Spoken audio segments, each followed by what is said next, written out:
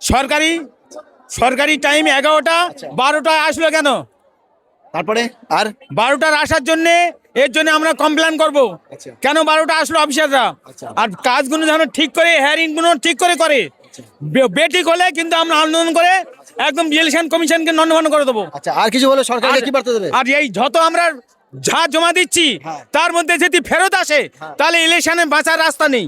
আচ্ছা, মানে তোমার তাহলে অনেক, মানে কেমন লাগছে, কেমন যে হেয়ারিং এ অনেক কষ্ট হচ্ছে? অনেক কষ্ট হচ্ছে, মানে আচ্ছা। এটা একটা ডকুমেন্ট 13টা ডকুমেন্ট দিতে গিয়ে আবার 11টা বলতে গিয়ে 12টা থেকে 13টা আবার বলছে এখনকার আধার কার্ড লাগবে আর ফটো লাগবে। হ্যাঁ, এখনকার আধার কার্ড আর ফটো আর কিছু লাগবে নি, ছবিটা থাকলেই হবে। এসব কি নিয়ম বার করছে? এসব কি নিয়ম বার করছে বিজেপি? আর ভারতের নাগরিক সংবিধানের অধিকার প্রত্যেকের আছে, প্রত্যেকের সংবিধানের অধিকার। সেই সংবিধান অধিকার যেন ইলেকশন কমিশন অক্ষরে অক্ষরে পালন করে।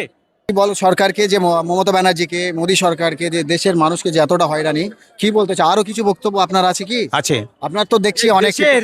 দেশের যে নাগরিক, সেই ভারতবর্ষের নাগরিককে পশ্চিমবাংলায় যে আজকের 2026-এ যে ভোট হচ্ছে, সেই ভোট অনুযায়ী যে বিভিন্ন জায়গায়, ছত্তিশগড়ে হোক, বিভিন্ন জায়গায়, উত্তরপ্রদেশে, মহারাষ্ট্রে, গুজরাটে, বিভিন্ন জায়গায় যে মানুষগুলোকে আজকে বাংলার কথা বলার জন্য তাদের বাংলাদেশে পাঠিয়ে দেওয়া হচ্ছে এবং কাউকে মেরে দেওয়া হচ্ছে। এবং বাংলা কথা বললে তারা বাংলাদেশি হয়ে গেল।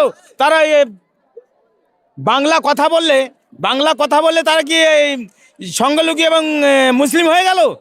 তাহলে সংবিধানের অধিকার প্রত্যেকের আছে। সেই সংবিধান অধিকার মমতা বন্দ্যোপাধ্যায় কেরালের মতন জায়গায়, সেখানে যেটি আজকের বলা যেতে পারে কেরালের মতন জায়গায় সেখানে এসআইআর হবে না বলে মমতা বন্দ্যোপাধ্যায় যেটা বললেন যে আমি এসআইআর সই করলো কেন, সেখানে এসআই করার জন্য সুপ্রিম কোর্ট হাইকোর্টে গেল, কিন্তু মমতা বন্দ্যোপাধ্যায় এটা করতে পারলো না কেন?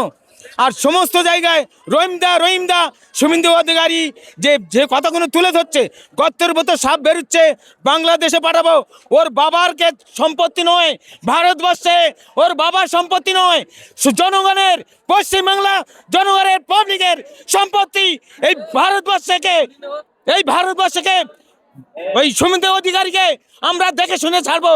যদি একটা মুসলিম বাদ যায়, একটা রহিমদা বাদ যায়, ভারতবর্ষে আমরা ছেড়ে কথা বলবো না কখনো। চাচা ঠিক আছে, চাচার অনেক ক্ষিপ্ত, অনেক রাগ সারাক্ষণ। এই যে মানুষের রোদে দাঁড়িয়ে অনেকটা ক্ষিপ্ত, তো চাচা অনেক রেগে গিয়েছে, সকাল থেকে এসে দাঁড়িয়ে আছে। ঠিক আছে।